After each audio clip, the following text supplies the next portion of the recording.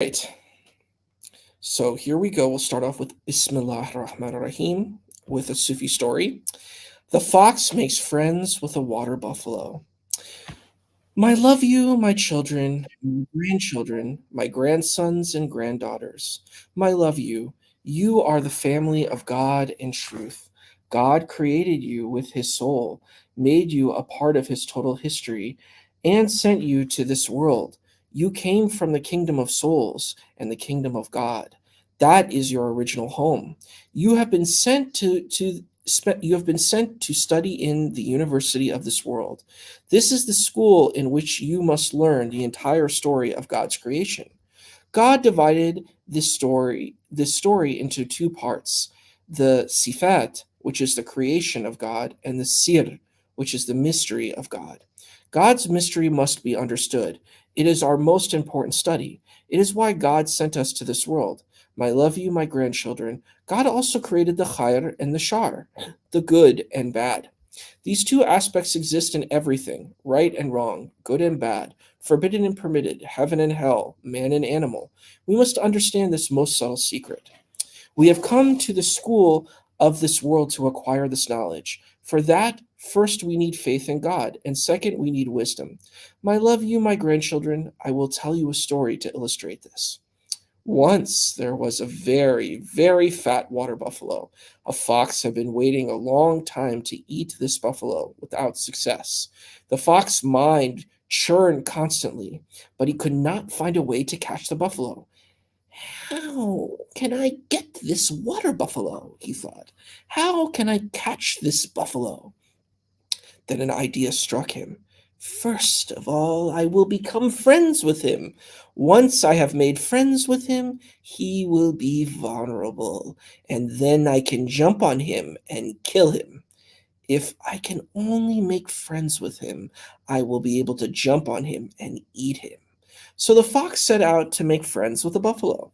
But even after they became friends, the fox was still afraid of the buffalo because its horns could gouge him at any time. Then it occurred to the fox, if I can get the buffalo into the water, I can climb on his back and overwhelm him.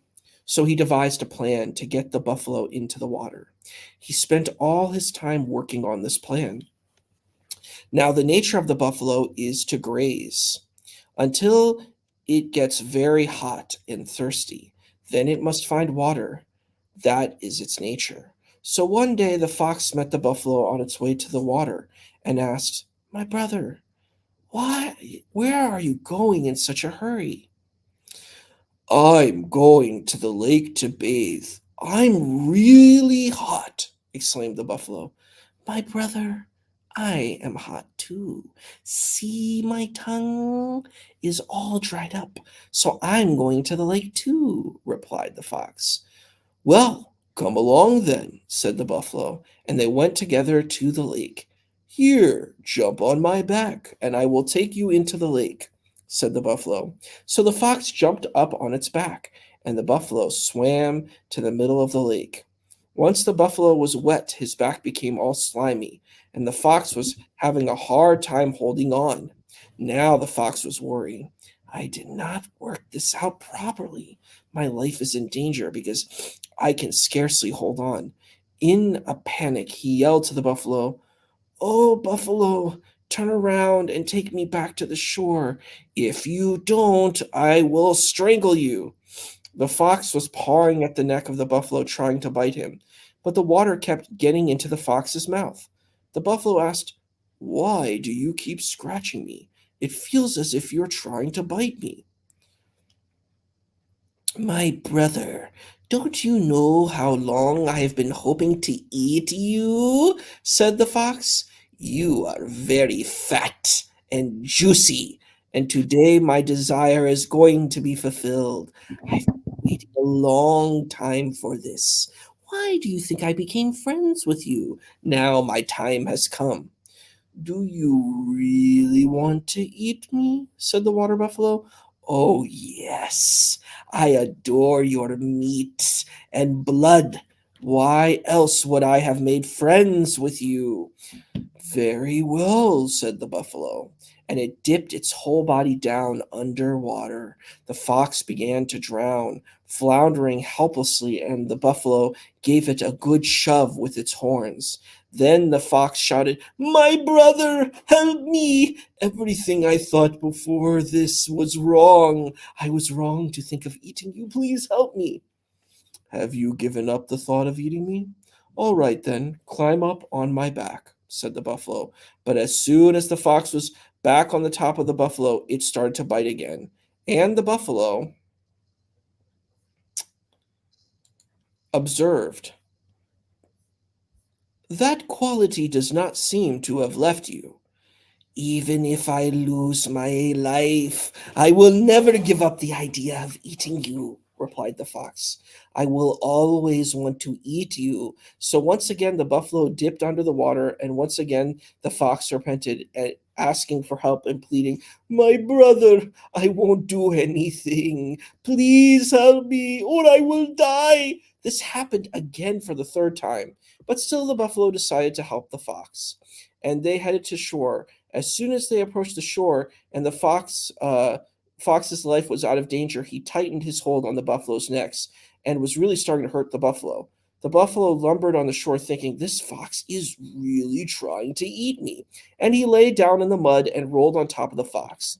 As he rolled over once this way and once that way, the fox was completely crushed. In fact, he was buried deep in the mud. Then the buffalo taunted the fox. "Oh, fox, is my flesh so tasty now? Is my blood right for you now? All right, now stay there and eat your heart's content." The buffalo left, saying, "A friendship which is too intimate can blind you. Loving your enemy endangers your life. I made friends with you and I really loved you. That is why I almost blind to your ways. I became close to you, not realizing you were a trickster, an evil creature that nearly cost me my life. So keep your love and friendship, my brother. Goodbye. I'll see you around." And he left the fox buried in the mud. My grandchildren, this is what the world is like. Mind, desire, lust, anger, karma, and illusion strike up a friendship with us, suck our blood. Their only intention is to devour us, to destroy our soul. They love our flesh and blood. Blood ties love the beauty and happiness of the body and wait to destroy us there. These qualities aim to satisfy their own selfishness. That is why they befriend us, to kill and eat us. These qualities try to devour us and lead us away from the kingdom of God.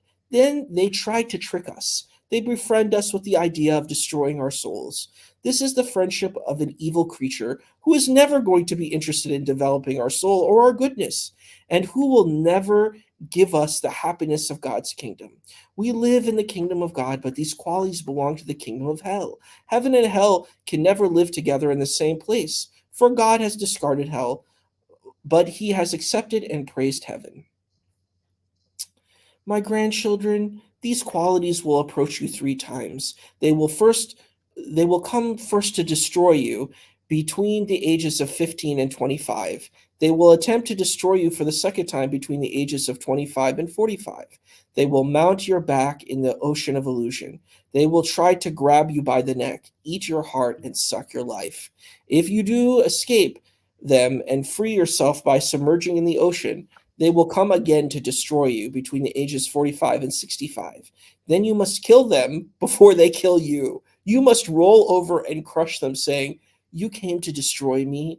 Try to enjoy me now that you are buried in the mud. Then try to escape from them." As you proceed through the ocean of illusion, these qualities will attack three times to destroy you. First between 15 and 25, then between 25 and 45, when they will weaken your body with illness and disappointment, and finally between 45 and 65. My grandchildren, think about this. These tricks of illusion are evil qualities, which take many forms to distract you. They build their friendship with you through blood ties, racial ties, and religious ties. They are like foxes. You must escape from these foxes just as the buffalo escaped. Each one of them has a great many different evil qualities. Friendship with them is not good. It will endanger your life. If you love those qualities, they will blind your eye of wisdom and destroy your pure soul. Try, therefore, to escape from the tricks of these qualities while you are swimming through this ocean of illusion during your life. I love you, my grandchildren. May God take care of you. May He protect you and give clarity to your soul. Amen. So, I, who do you I, dedicate this story to? uh, I've been thinking, and the past couple of times we've talked about these stories, I sometimes babysit my nieces, and I tell them stories, and I invent stuff, and I talk to them, and blah blah blah. And I can imagine if my sister ever heard me telling stories like this to my nieces, she would banish me from she would banish me from everywhere basically. So here we have, if you want to zoom in to maybe the left a little bit to the image, because we're using the vertical mode. So I want to dedicate this to my nieces and my sister, who have a very different way of r- basically telling stories to children than the people who wrote this kind of stories. Because this one is also like pretty dark, and it covers a bunch of topics that, they're not necessarily what we would consider topics for children, but they go straight into like uh, uh, God and the relationship, and they talked about race. They talked about how people try to take advantage of you by presenting. They're very advanced things. That stuff that I didn't cover with my parents until high school, maybe. It's a very advanced thing. I don't know. It shows how different the previous times, how they kind of jumped into adulthood way quicker than many people do today. So it's a very interesting case study. And who would you like to dedicate this one to? Thank you. Wow. I think who I want to dedicate this story to is I think I want to dedicate this story to making good friends and being aware of the friends that you have, because it is a powerful story, because whether you believe in God or not, it tells a very powerful narrative that in life there's a lot of trickery that happens. There's a lot of things where people will take advantage of you, they will use you, they will hurt you. So you need to prepare yourself for these kinds of people. These people will Hmm. say, "Oh, I'm your friend," but when it comes down to it, they're not your friend. They're there to use you and abuse you. So they want to kill you and destroy you, like your life and whatever. They could be jealous. They can have all of these things. So what I dedicate it to is good decision making and making good friends and good partners who really want to be your friend, who are really sincere in friendship and community. And I think that is so important. And it's unfortunately it's lost. So Okay. Yeah, yeah, that's a good. But how different the culture was and is. Do you think? Let me ask you this: do you think that these stories get told on this time by people to their children? no, This is the book that is for children, right? it's supposed to be correct. Okay. Do you think that these get told nowadays on, I don't know, somewhere around the world? Um, it, in maybe some places, but to be quite honest for you, even though they are so-called children's stories, I think they're adult stories. I think they're like we said with Aesop's fables and the Grimm fairy tales. These are the children's stories of an ancient age, of an Mm-hmm. ancient era. They fit in that time period. These are stories that I think are for children because it treats the child as a young adult. It's saying, "Hey, I don't treat you. You're not a Coco Melon. You're not Baby Shark. We're treating you like." This is real stuff that's going to happen to you in your life. And what I love about these stories is, yes, they have a religious bent. Yes, like Matt Dillon-Hunty and I had a conversation about Sufism.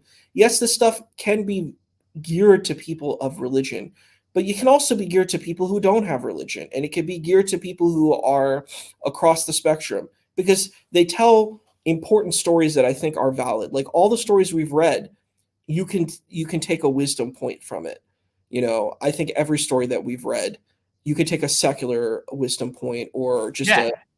an ethical ethical beyond religion. And actually, if you see in the story, it critiques religion.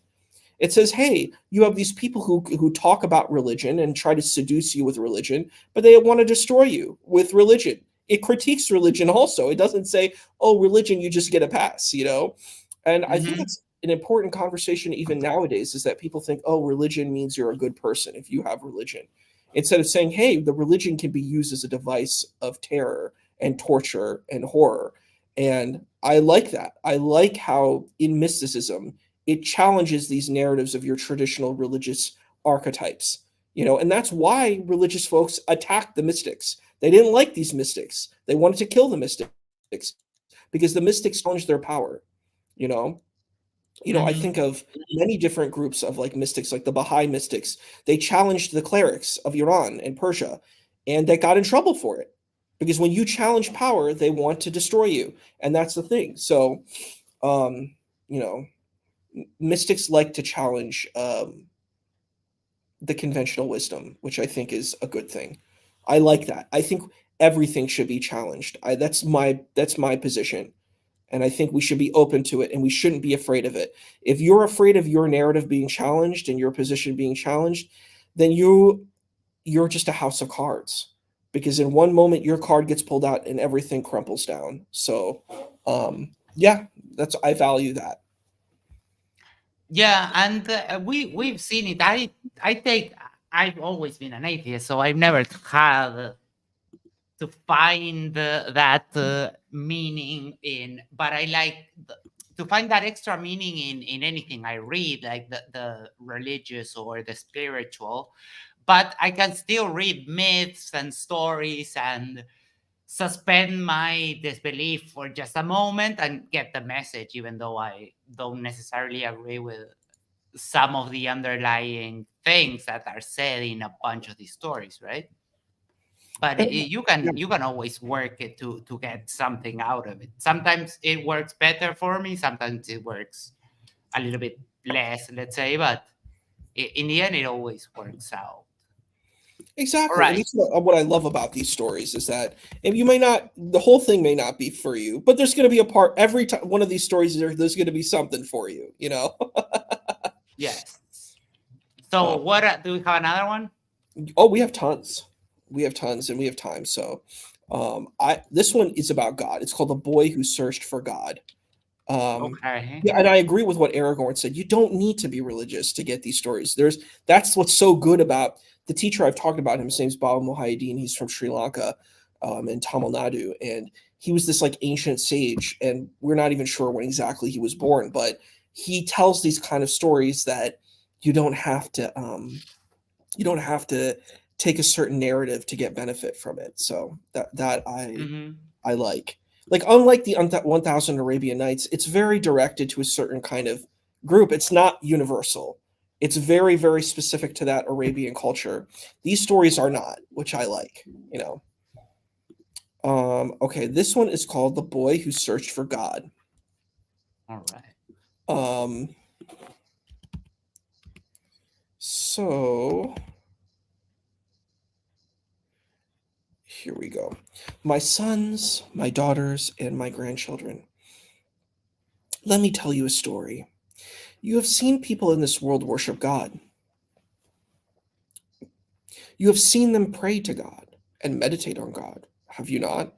My love you, my children. Will you listen to a story I want to tell you now? You have seen ants crawl past in a line, one by one, haven't you? Well, once upon a time, there was a little boy who had a strong desire to find God. He was continually thinking, how can I find God? How can I pray to him? Where is he? Where is God? His only intention was to find God, so he went in search of him, but he couldn't find him anywhere.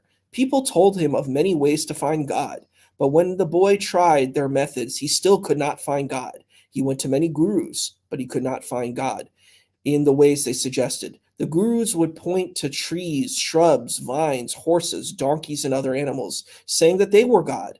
They showed him a statue of a horse and claimed it was God. But the boy thought to himself, what is this? I have seen real horses walk and run, yet now they offer me this statue of a horse which cannot even move, and they say this is God? This cannot be God. Then the boy came upon some people who worship the cow. The boy asked one man, where can I find God? Here is God, said the man, pointing to a statue of the cow. This cow is God? Ask him, this cow is God. Ask him anything you want, and he will give it to you. This cannot be God, said the boy. I saw a live cow just a little while ago, and at least it gave me milk. But what can this statue do? At least the live cow gave me milk to satisfy my thirst, but this one cannot do anything for me. So the little boy went away, wandering from guru to guru. Each one offered him the form of an eagle or a vulture or some other such animal. And still the little boy thought, this is not God. God is compassion. God is love. Where is God? Then one day someone said, there is a very, very wise man in a certain town. He is a very learned Jnani. A Jnani is one who has great wisdom. Why don't you go and ask him? So the boy went to this wise man who had 100,000 statues of snakes, goats, cows, lions, tigers, and other animal forms, which he made offerings to. He offered incense to some, lighted candle to others, oil lamps for others, and made offerings of joss sticks, food, ghee, and flower garlands to others. This is what he was doing when he saw the boy. Little boy, what do you want? He asked. I am searching for God, replied the boy. For such a long time I have yearned for God's grace. I want to find him to commune with him. There are many gods here. Ask any one of them, replied the guru. So the boy went up to each statue and asked, where is God? How can I see God? Are you God? But not one answered. Then he returned to the guru and said, none of the gods spoke to me. Do they speak to you? Yes, they speak to me, replied the guru. You have not progressed enough. You are not wise enough yet. However, if you stay here and serve these gods, they will speak to you. But I've seen all these animal gods in their living forms, and they made noise and moved about, working and helping. These statue gods do not do anything. Then he felt very unhappy and he began to cry. After a while, he asked the guru, what do you mean I have not progressed enough? You must give yourself to them. Whichever God you want, you must offer yourself to him. If I offer myself to them, I will become like them. And they have horns and huge teeth and gaping mouths, replied the boy.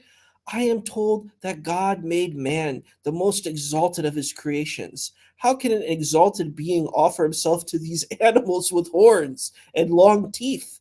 I would not be a man if I surrendered to them. I would be even lower than an animal.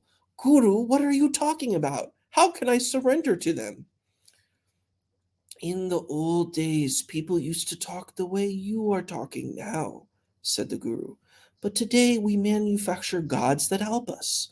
We must create our own gods because they alone can help us. So the boy approached one of the statues for the second time and asked, are you God? All right, God, I need a favor. I am very hungry. I have been searching for you, so please give me a little honey. But the statue did not reply. Angrily, the boy seized it by the horns and said, give me honey. Then the horns fell off and the statue fell down and broke. The boy asked, is this God? Its horns fell off It broke, and my hunger has still not been appeased. Is this God? Son, replied the Guru soothingly, you have not understood yet. You have not surrendered completely. When you touched its horn, the god became angry with you, and it fell, indicating that you too will fall. Will I fall that way? Asked the boy. Did you fall like that when you were younger? I am surrendered to these gods, so I will never fall, replied the Guru. An ant who was nearby listening to this, came up to the boy and said, Young man, come here, and I will give you some advice. This guru offers eggs, meat, milk, honey, and ghee, and everything to these statues. He offers it first to them, and then he eats it himself, because the statues don't really eat. But he does not notice the crumbs he drops, and he does not pick them up. His gods cannot see what he drops, and neither can he. Let me suggest something. Go and ask the Guru if he can do what the small ant does. Ask him if he can see the crumbs he drops. Ask him if he can pick them up. The boy asked the Guru these questions, and the Guru replied proudly, I drop nothing. I know everything. I see everything. Is that so? Said the ant. You offer sugar to the gods. Don't you ever drop any of it? No, I don't drop anything, replied the Guru. Then the ant smiled and said, Come here. I will find what you dropped. Look at the floor. Do you see anything here? No, replied the Guru. Then the ant slowly crept about and found a tiny grain of sugar.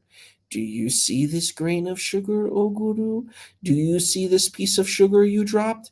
It fell out of your hand. Were you aware of it? No, replied the Guru. You did not see it, but I did, said the ant. Man has hung on to everything, but he has let go of God. Man has let go and dropped the power of God. But I have found it.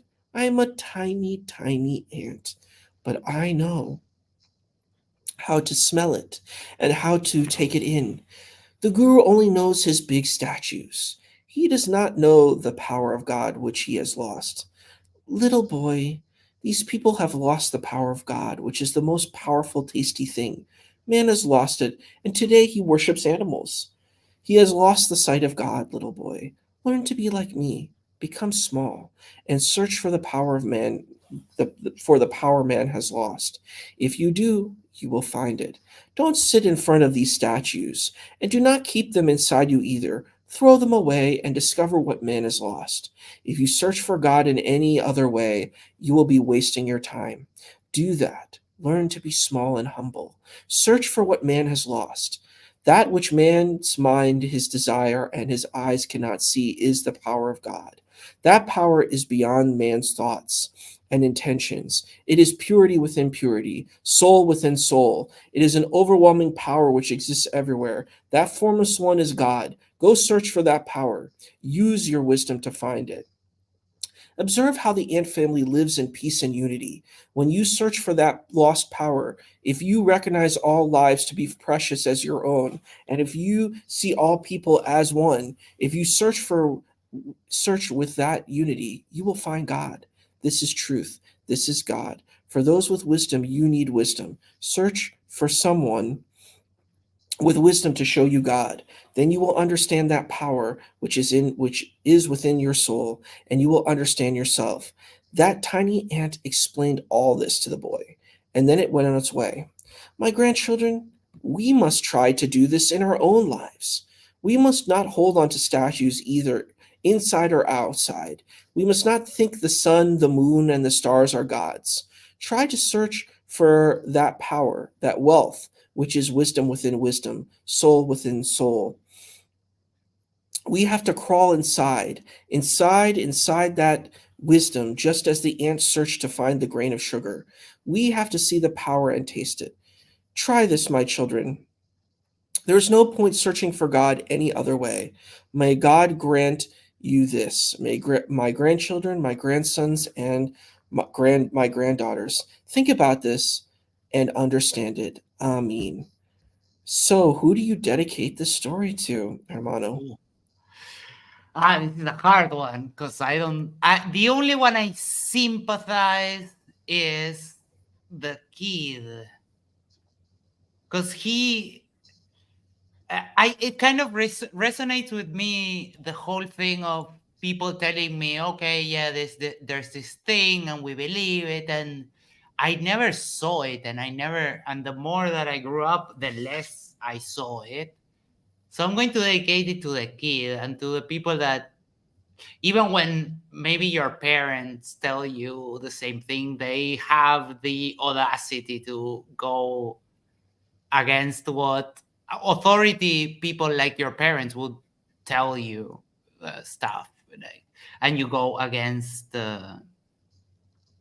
I think that's a very powerful thing to kind of dare to go against what the people who you should trust in most things, but you still get that sense of doubt.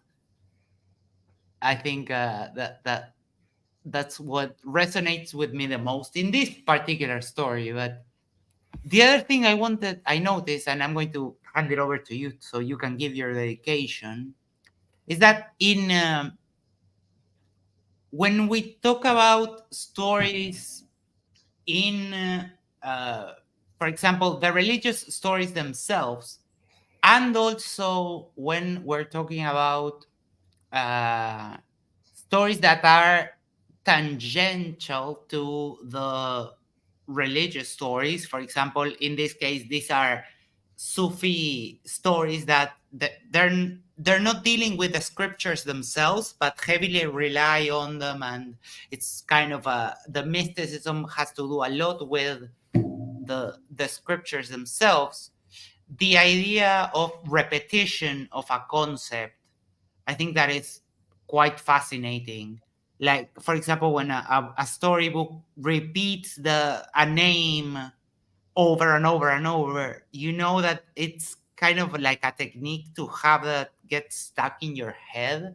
And I've always found that quite interesting, that resource of repetition to ingrain a message into a story, or a name into a story. I think that's a very interesting thing to analyze from the literature aspect of it. And who would you like to dedicate Thank this you. one to? So, I think this is a really powerful narrative, and I know the audience is mostly secular, so I'm going to frame it through a secular lens. How one can get benefit through this through a secular lens.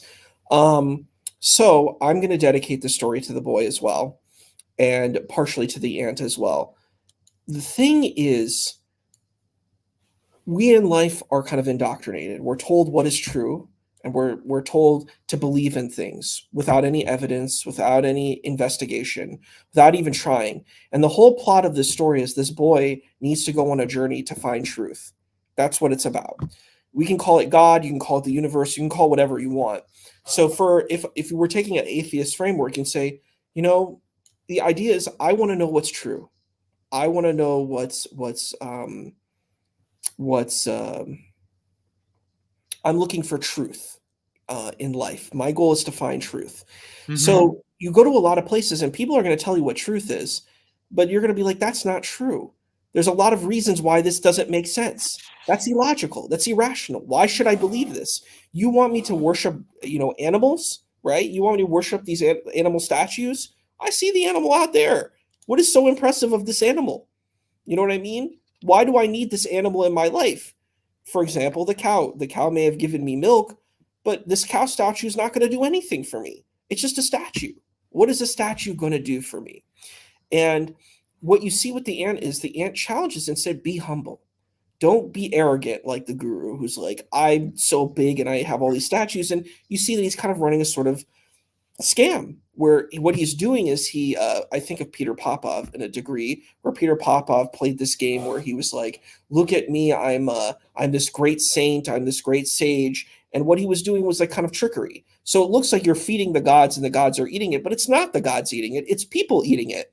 And then what Mhm. happens is the ant uncovers this plot and says, "Oh, really? You think that these gods have real power? I see what you're doing. You're putting the food out there, then you're eating the food.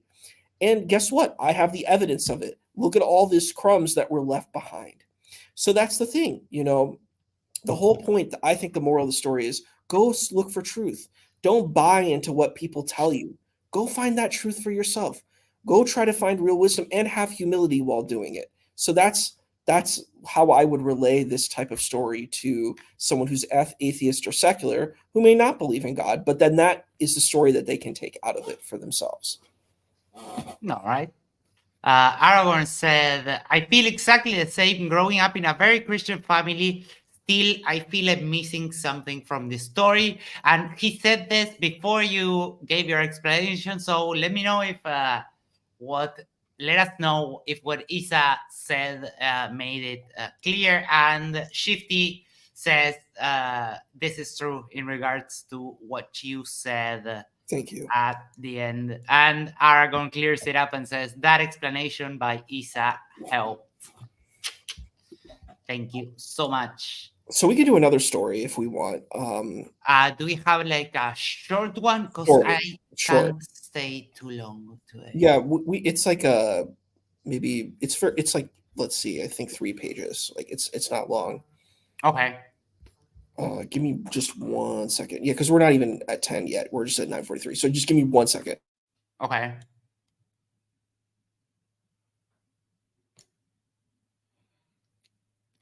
In the meantime, if you are there, make sure to do the social thing is like, share, subscribe, send this to a friend, send this to your significant other. Go to the corner of your street and yell, subscribe to Matters Now! And that way you can share the love of the channel and we can get the ball rolling. We're on our way to 11,000 subscribers, which is a lot. And hopefully we can get more people to join us and share a little bit of what we do right here. So let me know, Isa, when you're ready, and I can I'm ready to stop rock and roll. the Let's finish this rumble. off. All right. This is good. This is a short story. Most of these stories are like 2 or 3 pages, so this is short and we'll be done before the time. This story is called "The Song of the Weaver Bird." The Of the weaver, what? the weaver bird, like weaving a basket. Okay. Okay. All right. Bismillah ar-Rahman ar-Rahim. The weaver bird saw a black monkey standing in the rain and spoke words of wisdom to comfort him. The monkey's head was getting wet with rain, and when the bird saw this, it said, "Oh, monkey, please just listen a little. You have 2 hands, you have 2 feet, you have a face like a man, but no matter what happens in the days of your life, it is your nature to jump from tree to tree. Because you are like this, you cannot build a peaceful home. Why do you suffer in the rain, in the sun, and in the wind? Look at me, though I'm just a little bird. I have built a beautiful house for myself, my husband, and my children.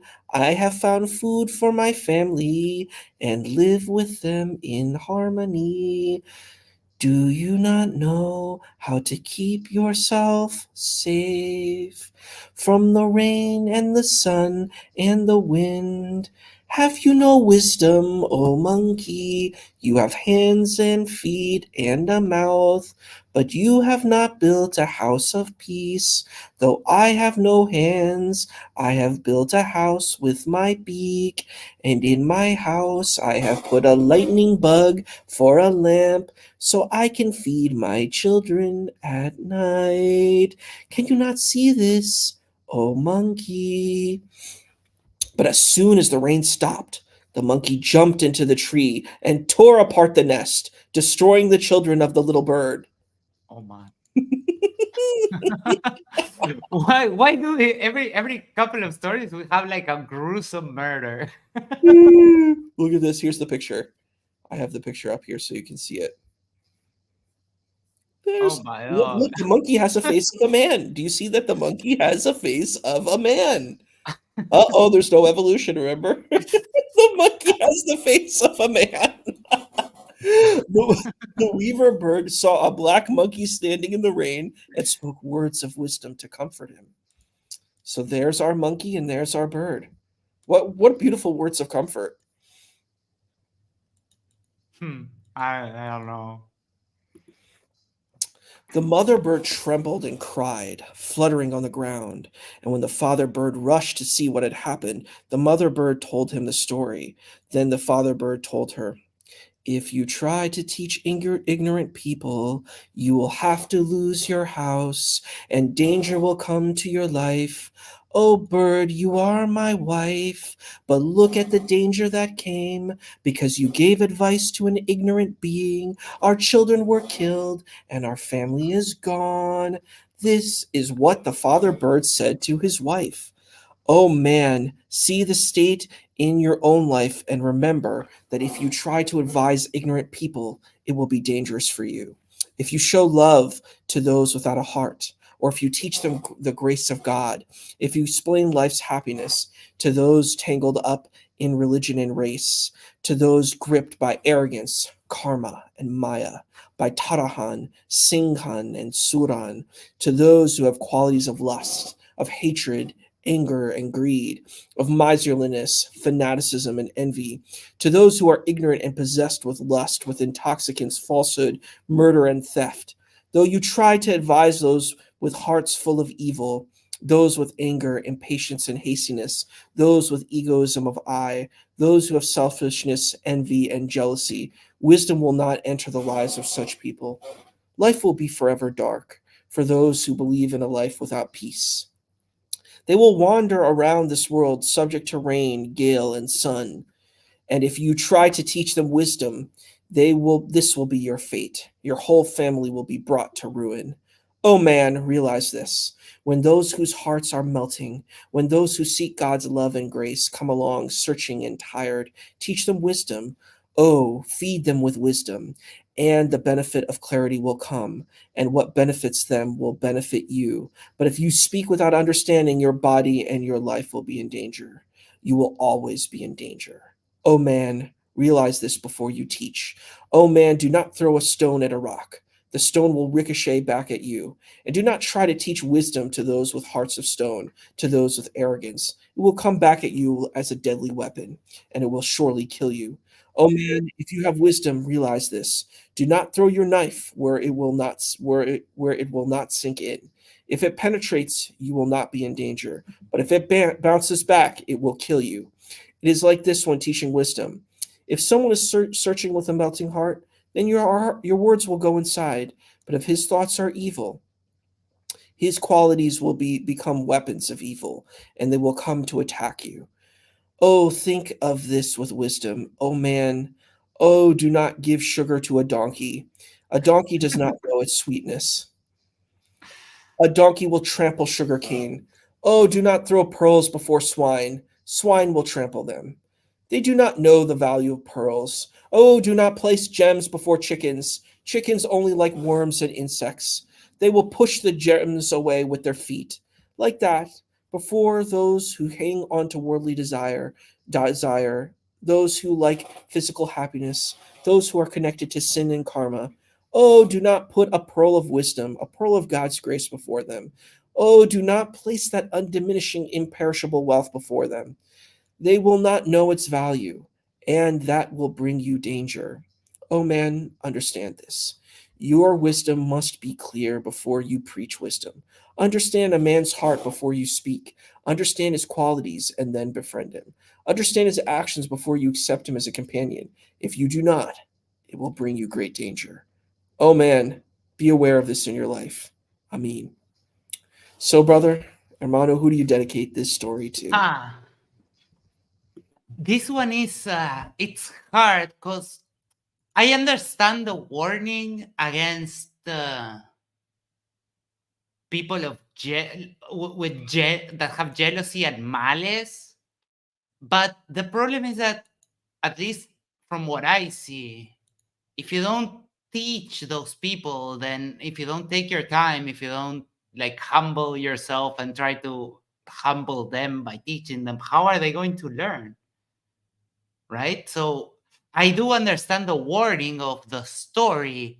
I don't know until which point I necessarily agree, because you know how we try to deconstruct in this channel some of what people believe, which we find to be incorrect, let's say, to not qualify it any further, right?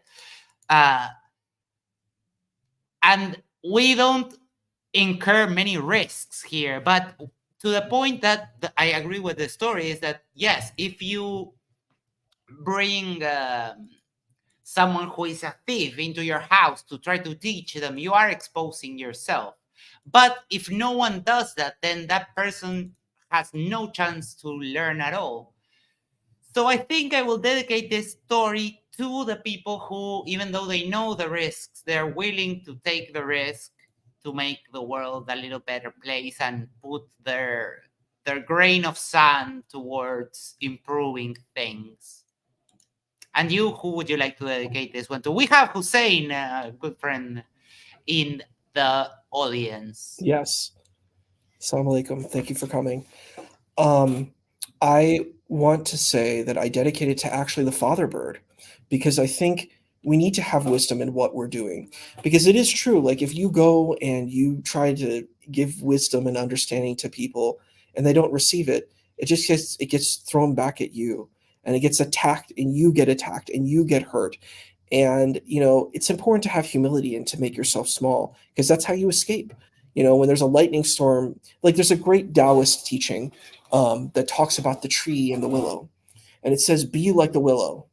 Um, the willow is able to bounce in the wind, but the tree, when it stands up, the lightning hits it and it gets struck down. So being able to, be small and humble is a very powerful thing. And there's a great movie called it's called Circle of Iron. It's a movie by Bruce Lee, and he actually takes a part of the Quran. There's a chapter called Surah Al-Kahf, and in this chapter, it focuses on this kind of wisdom where there's the prophet Moses, peace and blessings. He goes on this journey with the person called the guide, and people in the Islamic tradition call him Khidr. And he goes on this journey, and what happens is he learns wisdom.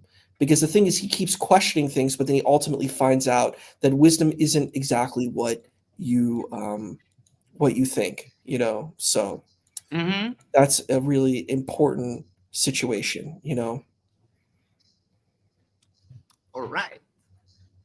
Yeah, a bunch of different messages. We always get the sprinkle of a couple of laughs of some gruesome murder in the stories, which is always nice, because I think that even even when I was a student, I think that the best teachers were those that could at least make a couple of jokes during the lesson and who can sprinkle a little bit of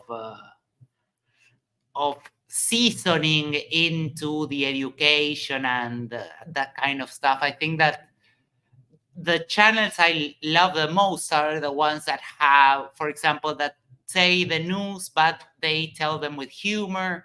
And that's a little bit of the gist of the show, right? Of this show.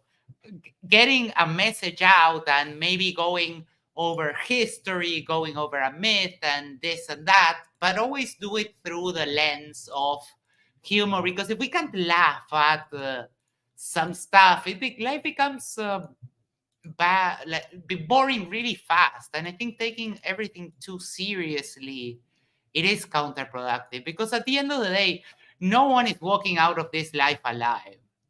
And I think that is a little sad and also a little funny, because people take life so seriously. And at the end of the day, we're all going we're all going towards the same place, which is death. And that is a little sad, but it's also a little funny, because it doesn't matter who you are, what you did, we all end up in the same place, which is death. And you can believe that there's something beyond. You can believe it's a journey that just ends there. But it is what it is. In the most fundamental level, we all end up in the same place, which I find a little bit melancholic and a lot funny.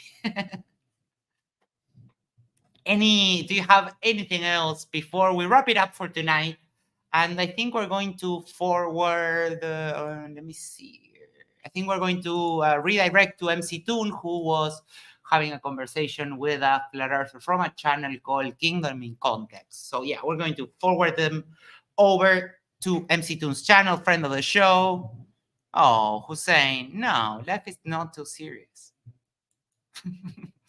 Anything else you would like to say before we do some housekeeping and we wrap it up for tonight? Isa? Yeah, it's cool that we did the whole time limit. I think for me, what's important about these stories is whatever your faith background, whatever journey you're on, there's wisdom that you can learn in these stories, and that's the important thing. That there's something you can learn, and I think that's that's the important thing to consider. That's what I would like to share about that. Mm-hmm. All right. This week we had a bunch of stuff on Matters Now. We did an after show for Mark Reed's debate with Evidence of God. Spoiler alert, Evidence of God brought no evidence. Evidence of God cannot share a freaking link to save his life, which is especially funny for someone whose screen name is Evidence of God. We had also did like a almost 3-hour stream with someone who screen name is Frog Agent, and that guy is also really lost. We did an impromptu flat earth debate where we had a bunch of people come on stage. Christine came on and showed us that he can distinguish reality from fiction. And on the 30th, we have scheduled a debate between Derpsoil and someone called Peter Markley on The Shape of the Earth. We have a pre-show and a after show. And I think for now, we have like Dominion of God preaching in the side chat, and Hussein that kind of gets upset with me because I sometimes say stuff that he doesn't like. But Hussein, you have to understand where I'm coming from. You can just pretend that I get that I you know that I see life through your lens. If you put yourself in my position for a second, it makes sense that I think that life is not really too big of a deal, you know.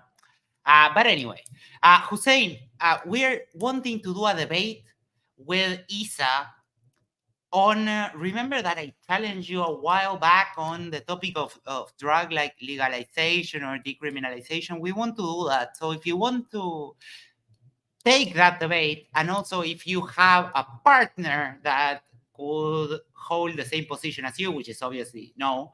No, I don't mean upset. I know my life has purpose. It's just that I make my own purpose, and you won't like my purpose at all, because my purpose is doing this thing I do on YouTube. It's playing music. It's making music, and I get that is the mark that I will live on this world. That is how I choose to leave the traces of me when I'm no longer here. So if you get someone that could do like a 2v2 on that very topic, that would be awesome.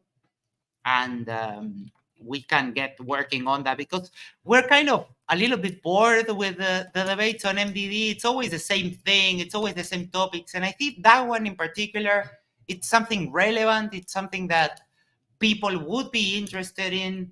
And there's many avenues you can take. Isa gets the more of like the social worker kind of a view of this topic. I get the topic of someone who did drugs for a long time and now doesn't do them anymore just because I chose to. I never had like a problem with addiction or anything like that. You sort of have the religious view, and there's many ways to discuss these topics. I think that would be awesome. All right. Isa has your like contact, and he has my contact. So if we can get, I think that would be could be an interesting debate, conversation, whatever, and we can maybe spice up MDD a little bit, so we don't have like flat Earth debates or evidence of God just fumbling through a debate. I think that would be a nice change of pace. So, all right, we have done the housekeeping on the show. Isa, it's always a pleasure to listen to you. I think that for next week, I'm going to bring a special story from one of the authors. And it's one of these, he was mainly a children's author for a while. And then he turned towards the end of his life, his stories became darker and darker and darker. So I think I'm looking for a good English translation from a couple of stories of a writer from my country, Uruguay, called Horacio Quiroga. And I think we're going to do that next week. So stay tuned. Thank you, everyone, for joining us today on the Tell Me That Story Show. Isa, always a pleasure. And we'll see you in the next one. Oh, shoot. I didn't set up the redirect because I'm dumb. Hold on. Give me 1 second. Isa, anything you would like to say why I'll do that? Yeah, I You're do. muted. So I Go want ahead. to talk about the song and why I sang it that way. Oh, I sure. I purposely sang the first song in a kind of annoying way. And people are like, wow, that might be something folks may have noticed, but the thing was, it was to showcase that this bird was being arrogant. And this bird is saying, hey, I'm smarter and I know better than this monkey. And then what happens is the monkey basically retaliates against that, and it's like, that's the thing. Like, even if you have goodness, don't be arrogant, have humility. And I think a lot of these stories are about humility, having humility, and not boasting and not saying you're better than others. And I think that's the important thing to take from it. So yeah. All right, the redirect is ready. We're going to forward you over to MC Tunes stream. So thank you everyone so much, and we'll catch you soon when we make a next stream. If we don't have anything tomorrow or on Friday, I might do another one of those impromptu streams that came out a lot of fun. But yeah, thanks everyone. Take care. Have a good night.